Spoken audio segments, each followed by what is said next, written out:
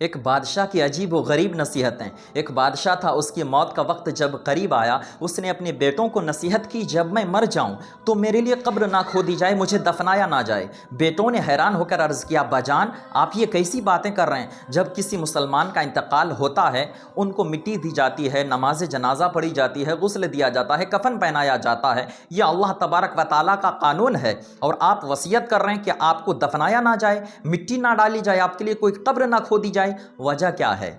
تو بادشاہ نے کہا، وجہ یہ ہے کہ میں گنہگار ہوں، اور جب مجھے دفنایا جائے گا تو اللہ کا عذاب مجھ پر نازل ہوگا، مجھے دفناؤ گے نہیں تو مجھ پر اللہ کا عذاب نازل ہوگا ہی نہیں، تو میرے لیے کوئی لوہے کا صندوق بنایا جائے اور مجھے اس لوہے کے صندوق میں ڈال کر لاک کر کے چھت سے لٹکا دینا۔ اس نے یہ اپنے بیٹوں سے نصیحت کی۔ جب یہ نصیحت کی گئی نا تو میرے پیارے دوستوں، بیٹوں نے افسوس کیا۔ اب بادشاہ تھا اور والد ہیں، باپ ہے، حکم ماننا پڑے گا۔ بیٹوں سے وصیت کی گئی ہے۔ جب اس بادشاہ کا انتقال ہوا، اب اس بادشاہ کا انتقال ہو جاتا ہے، بیٹوں نے لوہے کا صندوق تیار کیا۔ اس لوہے کے صندوق میں اپنے باپ کی لاش کو ڈال دی جاتی ہے، لاک کر دیا جاتا ہے، اور اپنے باپ کے وصیت کے مطابق چھت سے لٹکا دیا گیا۔ قبر نہیں کھودی گئی، دفنایا نہیں گیا، کیونکہ بادشاہ کا حکم تھا، وصیت کی تھی، بیٹوں مجھے دفنانا نہیں ہے ورنہ مجھ پر اللہ کا عذاب نازل ہو جائے گا۔ تو میرے پیارے دوستو، یہ ان کی سوچ تھی، یہ ان کی منطق تھی، اللہ کا عذاب نازل تو ہونا ہی ہے، اگر برے اعمال ہیں تو سزائیں تو ملے گی۔ اللہ تبارک و تعالیٰ کا عذاب ہم پر اگر نازل ہونا ہے تو ہو کر ہی رہے گا، ہم اللہ کے عذاب سے بھاگ نہیں سکتے ہیں۔ اللہ تبارک و تعالیٰ کے عذاب سے کوئی انسان دور نہیں جا سکتا، کیونکہ اللہ تبارک و تعالیٰ جس شخص کو عذاب دینا چاہے گا اس کو عذاب ملے گا، اس کو سزائیں مل کر ہی رہیں گی۔ تو اس نے جب یہ وصیت کی، بیٹوں نے لوہے کے صندوق بنا کر لاش ڈال دیے اور چھت سے لٹکا دیا گیا۔ جب رات میں سوتے ہیں، اس کمرے سے عجیب و غریب آوازیں آنے لگی، بری بری آوازیں آنے لگی۔ اب لاش کمرے میں رکھی ہوئی ہے، صندوق میں بند ہے، اور اس کمرے سے ڈراؤنی آوازیں آنے لگے تو کس کو نیند آئے گی؟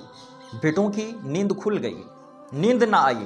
جب اس کمرے سے طرح طرح کی آوازیں آنے لگی تو دروازہ کھولا گیا، اس صندوق کو کھول کر دیکھتے ہیں کہ اس میں ایک سانپ ہے، اور وہ سانپ اس بادشاہ کے چہرے پر ڈنک مار رہا ہے۔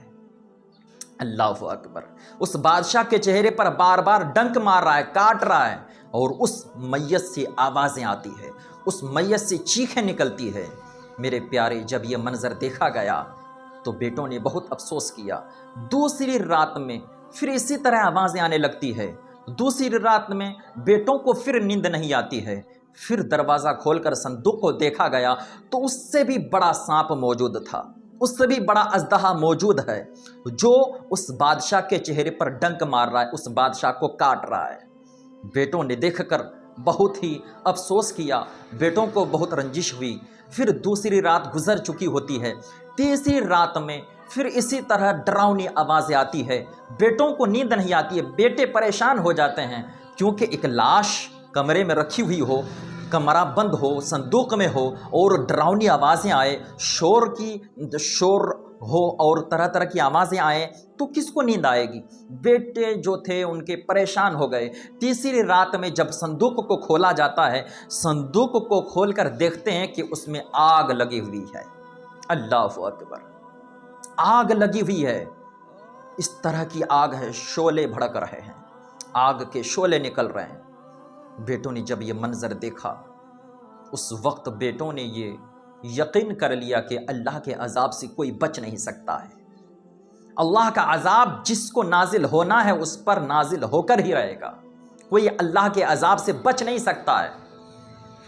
بیٹوں نے آخرکار فیصلہ کیا کہ اب دفنانا ہی پڑے گا، اس بادشاہ کو دفنا دیا جاتا ہے۔ میرے پیارے، اس واقعہ سے ہمیں عبرت حاصل کرنی ہوگی کہ اللہ تبارک و تعالیٰ کا عذاب جس بندے پر نازل ہوگا اس پر نازل ہو کر ہی رہے گا، چاہے آپ دنیا ہی میں شیشے کے محل بنا لیں، دنیا میں شیشے کے صندوق بنا لیں، لوہے کے صندوق بنا لیں، ہیرے جواہرات کے صندوق بنا لیں، اور آپ چاہیں کہ مجھ پر اللہ کا عذاب نازل نہیں ہوگا، نہیں، یہ کبھی نہیں ہو سکتا ہے۔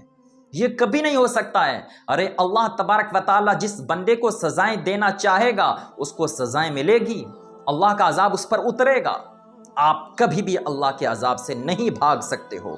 اس لیے اے مسلمانوں، ہمیں چاہیے کہ ہم اللہ تبارک و تعالیٰ کی عبادت کیا کریں، اللہ کے عذاب سے ڈریں، موت کو یاد کیا کریں، اپنے دل کو صاف و شفاف رکھا کریں اور ہمیشہ اللہ و رسول کے ذکر میں مہو رہا کریں۔ اللہ تعالیٰ کی بارگاہ اقدس میں دعا کرتے ہیں اللہ تبارک و تعالیٰ ہم سب کو حضور نبی کریم صلی اللہ علیہ وسلم سے سچی پکی محبت کی توفیق عطا کرے۔